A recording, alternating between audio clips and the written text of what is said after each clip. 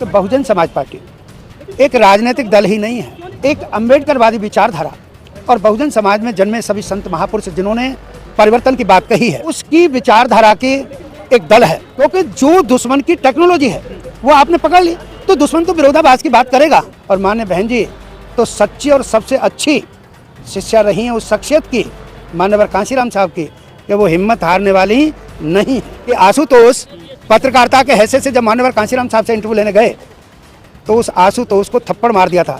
आज आशुतोष कहते हैं कि मैं तो बहुत हिंदूवाद के मुताबिक भाग्यशाली हूँ कि मुझे ऐसी शख्सियत का थप्पड़ मिला। माननीय कांशीराम साहब जो मेरी निगाह में मॉडर्न अम्बेडकर हैं, तो जो बाबा साहिब जिस काम को केवल मात्र प्रैक्टिकल नहीं कर पाए, थ्योरी वो जरूर दे गए, लेकिन उसको थ्योरी को प्रैक्टिकल में जो कन्वर्ट किया, बसपा, BBF, वाम से DS4 के रचयिता माननीय कांशीराम साहब की देन है।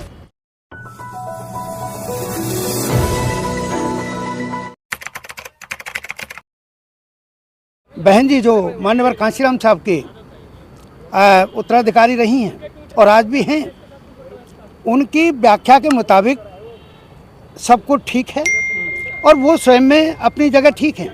अगर कहीं नालायकी है तो जो मेरे जैसे कहीं प्रभारी बने बैठे हैं, कोऑर्डिनेटर, उनके पक्ष पर इस तरह की बात आती है।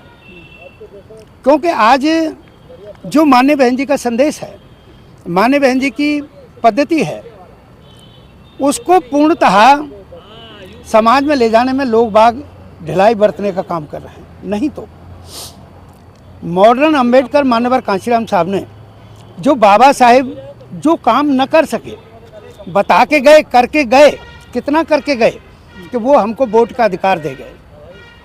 लेकिन उस वोट का सदुपयोग कैसे होगा, उस वोट का इस्तेमाल करके हमको क्या मिलेगा, वो माननीय कांशीराम साहब ने समाज को समझाया।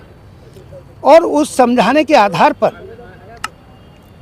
आपने देखा होगा इससे तीव्र गति से परिणाम कोई और राजनीतिक दल इस देश में तो दे नहीं पाया। कैसे भाई, 1978 में 6 दिसंबर को बामसेब बना दी। जब बामसेब में लोग इकट्ठे हो गए तो जब पूछा कि साहब अब क्या करोगे, तो 6 दिसंबर 1981 को DS4 बना दी। फिर जब उसका चुनाव लड़ा गया और 0 से लेकर के 2, 2.5, 3% तक वोट आ गई, तो फिर लोगों ने पूछा साहब अब क्या करोगे, तो 14 अप्रैल 1984 को बसपा बना दी। तो बसपा बनी कब? 14 अप्रैल 1984 को। और बसपा ने सबसे पहला जो सामान्य इलेक्शन, जनरल इलेक्शन लड़ा देश में लोकसभा का, वो अक्टूबर 1989 में लड़ा। तो तब हमको 3 लोकसभा सदस्य मिले, MP मिले, जिनमें आज जो हमारी राष्ट्रीय अध्यक्षा हैं सम्मानित माननीय बहन जी, वो बिजनौर से आई जीत करके, और दूसरे फिल्लौर पंजाब से हरभजन लाखा साहब आए जीत करके, तीसरे सांसद हमारे आजमगढ़ से रामकृष्ण यादव साहब आए। तो 5 साल के टेन्योर में 3 MP जो दे देती हो पार्टी, और 13-16 MLAs आए उत्तर प्रदेश में। उसके बाद 9 MLA पर हम लोग विपक्ष में बैठे पंजाब में। तो तीव्र गति उस दौरान थी, इतनी तीव्र गति से कोई रिजल्ट नहीं देने वाला। तो माननीय कांशीराम साहब जो मेरी निगाह में मॉडर्न अम्बेडकर हैं, तो जो बाबा साहिब जिस काम को केवल मात्र प्रैक्टिकल नहीं कर पाए, थ्योरी वो जरूर दे गए, लेकिन उसको थ्योरी को प्रैक्टिकल में जो कन्वर्ट किया, वो बहुजन दिवस पर याद करने लायक बसपा, BBF, वाम से DS4 के रचयिता माननीय कांशीराम साहब की देन है। तो रिजल्ट पॉजिटिव रहा है। मैंने जो खामी की बात कही, वो सारे लोग हमारे पदाधिकारी, मैं भी हूँ उनमें से एक, और मैं 71 साल का हो गया, लेकिन आज भी बदस्तूर मैं मीटिंगों में कह देता हूँ कि 71 को उल्टा कर दो 17। तो मैं पूछता हूँ कितना बनाना को 17, तो मेरी आवाज़, मेरा हाव भाव, स्वभाव, व्यवहार, चाल ढाल क्या 17 साल वाले नवयुवक की तरह नहीं है। तो जब मेरे जैसा आदमी उतनी गति से चल रहा है इस उम्र में भी, तो जो अभी हमारा युवा है, मेरी उनसे भी उम्मीद है कि वो लोग और थोड़ी सी रफ्तार बढ़ाएं। अभी चुनाव है 2024 में ही, अभी 2-4 दिन में संभव है हाँ चुनाव आचार संहिता लग जाएगी, लगे भी नहीं लगे, लेकिन दुश्मन को हमें परख लेना चाहिए।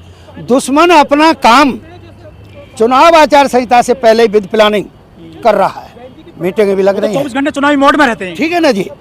तो हमें कभी कभी दुश्मन की कोई ठीक ठीक सी बात हो, भाई ब्राह्मणवादियों से भी हमको सीख मिली है ना पहले, क्योंकि बाबा साहेब को उनसे सीख मिली कि भाई हमारे समाज के साथ अन्याय अत्याचार होता है, तो वो कर रहे थे, तो उनके किए हुए उससे ही तो हमको सीख आई।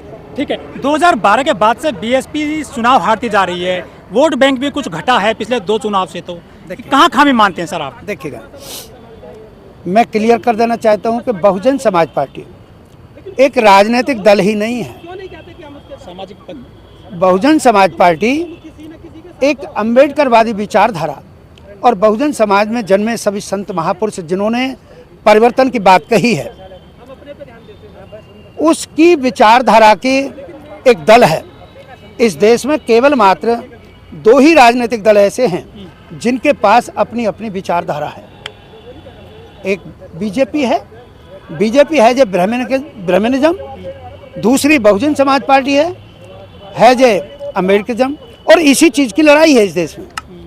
तो चूंकि चुनाव के रिजल्ट में उतार चढ़ाव होता है, आप देख रहे होंगे 2 वाली पार्टी आज सत्ता में, कुछ अनाप शनाप बोल रहे हैं, व्यवहार भी बड़ा अजीबोगरीब देश में हालात बना दिए। लेकिन सर विचारधारा की राजनीति रह गई है क्या देश में आज के में? देखिएगा, रिश्ता तो विचारधारा का ही है। सगे माँ जाए भाई आपस में बात नहीं करते हैं। अब आप हैं, चैनल चला रहे हैं, आप कहाँ पैदा हुए हैं, मैं कहाँ पैदा हुआ हूँ, ये मेरे सामने लोग बैठे हैं, ये कहाँ पैदा हुए हैं, लेकिन धन्य रहे कांशीराम साहब के विचारधारा के आधार पर ही हमको यहाँ इकट्ठ में बैठने के लिए इतना प्रेरित कर दिया कि हम लोग बैठे हैं। तो इकट्ठ में आते हैं विचारधारा के आधार। खबरें आती रहती हैं कि बहन जी बुजुर्ग होती जा रही हैं, काम नहीं कर पाएंगे, फिजिकली परेशान हो जाएंगे फील्ड में आने से, तो जो नेगेटिव एक फैलाया जा रहा है प्रोपेगेंडा, ये इससे क्या कुछ कम हुआ है वोट बैंक? नहीं, आप देखिएगा बहुत बड़े अच्छे चिंतनशील पत्रकार हैं और बुद्धिमान हैं, क्योंकि जो दुश्मन की टेक्नोलॉजी है वो आपने पकड़ ली, तो दुश्मन तो विरोधाभास की बात करेगा। नहीं तो माननीय बहन जी से मैं 3 साल बड़ा हूँ। माननीय बहन जी 68 के हैं, 1956 की 15 जनवरी 1956 का उनका दिन है, और 1 अप्रैल 1953 का मेरा जन्म है, तो 3 साल छोटी है मेरे से। तो जब मैं 71 साल वाला काम कर रहा हूँ, तो माननीय बहन जी न थकी हैं न हारी हैं, मनोबल ऊंचा है। और अभी महीने भर भी पहले नहीं होगा, 20-25 दिन पहले जो हमने जयंती मनाई है किनकी, संतों के संत श्रोमणी गुरु रविदास जी की, तो जो उनका कहना है कि मन चंगा तो कठौती में गंगा, और मान्य बहन जी तो सच्ची और सबसे अच्छी शिष्या रही हैं उस शख्सियत की, मान्यवर कांशीराम साहब की, कि वो हिम्मत हारने वाली नहीं है। जो नेगेटिव प्रोपेगेंडा चलाया जाता है बहन जी के खिलाफ या बसपा के खिलाफ, उसका डटकर मुकाबला क्यों नहीं करते हैं बीएसपी कार्यकर्ता? देखिएगा, वो बिल्कुल आपने ठीक कहा, आपकी चिंता वाजिब है। मेरा भी आपके माध्यम से ये कहना है, अपने साथियों से कहना है, जो बसपा के शुभचिंतक हैं, समर्थक हैं, कार्यकर्ता हैं, पदाधिकारी हैं, उन सारे लोगों को मेरी तरह ही मिल करके और इस नेगेटिव उनके विरोधाभास को हमें न्यूट्रलाइज करना होगा, तभी चल करके हम और तीव्र गति हासिल। मीडिया में क्यों नहीं आते हैं खुल करके? जो दिखता है वो बिकता है, जब तक आप दिखोगे नहीं तो आपका वजन कैसे बढ़ेगा? मैं आपको जिक्र कर रहा हूँ, मीडिया, ये तो आप आज धन्यवाद के पात्र हैं कि सोशल मीडिया के माध्यम से ही मेरी बात जाएगी, नहीं तो इंडिया के जो कॉमर्शियल चैनल हैं, जो व्यापारिक क्षेत्र के चैनल हैं, वे सारे के सारे चैनल बिके हुए हैं। और उसके लिए तो मान्यवर कांशीराम साहब ने पहले ही हम लोगों को समझा रखा है, समाज को समझाया है कि इस देश में ये मीडिया के लोग हमारे सगे नहीं हैं, ये हमारे दुश्मन हैं, विरोधी हैं, और हमारे नेगेटिव में रहेंगे। लेकिन आज मैं आशुतोष को भी धन्यवाद देना चाहूँगा कि आशुतोष पत्रकारिता के हैसियत से जब मान्यवर कांशीराम साहब से इंटरव्यू लेने गए, तो उस आशुतोष को थप्पड़ मार दिया था। आज आशुतोष कहते हैं कि मैं तो बहुत हिंदूवाद के मुताबिक भाग्यशाली हूँ कि मुझे ऐसी शख्सियत का थप्पड़ मिला, और ये बात मैं आपके सामने नहीं कह रहा हूँ, मैंने जो ये कॉमर्शियल चैनल हैं उस पर भी चैनल पर मैंने ये बात कही है। तो जब जो जनरल मीडिया है, कॉमर्शियल मीडिया है, वो हमारी बात कहेगा नहीं, क्योंकि हमारे पास उतना धन नहीं उनको देने के लिए। वो चाहे उन्हें झूठी बात कहनी पड़े, और सच्चे माने में कह दूं तो जो चौथा स्तंभ होता है ना पत्रकारिता का, वो सही मायने में उस चीज़ को नहीं निभा रहे हैं। लेकिन सर गलती तो बहुजनों ने भी कर रखी है, स्पेशली दलितों। दलित सीएम हो गए, डीएसपी डीएम हो गए, वित्त मंत्री भी हो गए, लेकिन उन्होंने कोई अपना अखबार नहीं चलाया, कोई मीडिया खड़ा नहीं किया। ये सबसे बड़ा माइनस पॉइंट है दलितों के लिए, स्पेशली देश और उत्तर प्रदेश में। मैं आपकी बात से कुछ सहमत हूँ, कुछ सहमत ले पाए अपना ये राज चला ले 5-5 साल तक, चाहे पंजाब हो, उत्तर प्रदेश हो, राजस्थान हो, बिहार में जितना मांझी मुख्यमंत्री रह चुके हैं। मैं जिक्र कर रहा हूँ मांझी साहब का, तो हम नहीं कहते हैं। मांझी साहब ना हमारे पहले थे ना आज हैं। अगर आज भी वो हमारे होते तो इधर बसपा की बात कर रहे होते। या सबसे पहला जो चीफ मिनिस्टर राजस्थान बना, शेड्यूल्ड कास्ट का इस देश में अगर कोई चीफ मिनिस्टर बना तो वो जगन्नाथ पहाड़िया जी बने।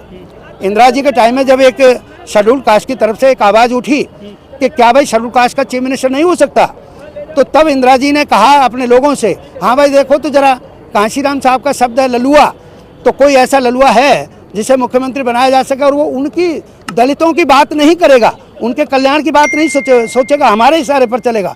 तो सबसे पहला चीफ मिनिस्टर भारत में दलित में से जगन्नाथ पहाड़िया जी बने। उन्होंने चूंकि साहब को भी सुन रखा था, बाबा साहब की किताबें भी पढ़ रखी थी, तो जब उन्होंने दलितों के कल्याण के लिए बैंक के मैनेजर्स की मीटिंग बुलाई और फाइनेंशियल इंस्टीट्यूट्स की मीटिंग बुलाई, और जब उनसे ये कहना हुआ कि ये मुर्गी पालन, सुअर पालन, बटेर पालन, इससे काम नहीं चलने वाला है, इनको गाड़ी के फाइनेंस करिएगा, ट्रक फाइनेंस करिएगा, तो ये बात जब इंदिरा जी तक गई तो उनको मुख्यमंत्री पद से तुरंत तत्काल हटा दिया था। ये इतिहास साक्षी है। और सीएम कोई भी बना है, सीएम तो वो महाराष्ट्र वाले भी बने थे, आज तक वो वहाँ से निकल नहीं पाए हैं, कांग्रेस के माध्यम से बने थे। तो चूंकि जिन्होंने वो बनाए, एमएलए बनाए, एमपी बनाए, पार्षद बनाए, सीएम बनाए, जिन्होंने बनाए उनका खून वहीं तक सीमित रहता है, दिमाग उनके पास गिरवी रहता है। इसलिए वो आगे की बात, मीडिया की बात तो बहुत बड़ी चिंता है, बहुत बड़ी सोच है, वो नहीं कर पाए। हाँ, मानवर कांशीराम साहब ने शुरुआत ही यहीं से की थी। बहुजन नायक हमारा अखबार चलता था, उसके बाद में मैगजीन भी चली, और जैसे धीमे धीमे काम बढ़ा बसपा का, आज सबसे बड़ा मीडिया आप और हम हैं। मैं कह रहा हूँ, मेरी बात को आप सुन रहे हैं, आप इस बात को रिकॉर्ड भी कर रहे हैं, इस बात को तीसरी जगह बताएंगे, चौथी जगह बताएंगे, लाखों में जाएगा। अभी 24 दिसंबर का मेरी एक बाइट बड़ा घूम रही है, जो वोटर के विषय में मैंने कहा है। इसलिए मीडिया, अब आपसे बड़ा हमारा मीडिया कौन हो सकता है।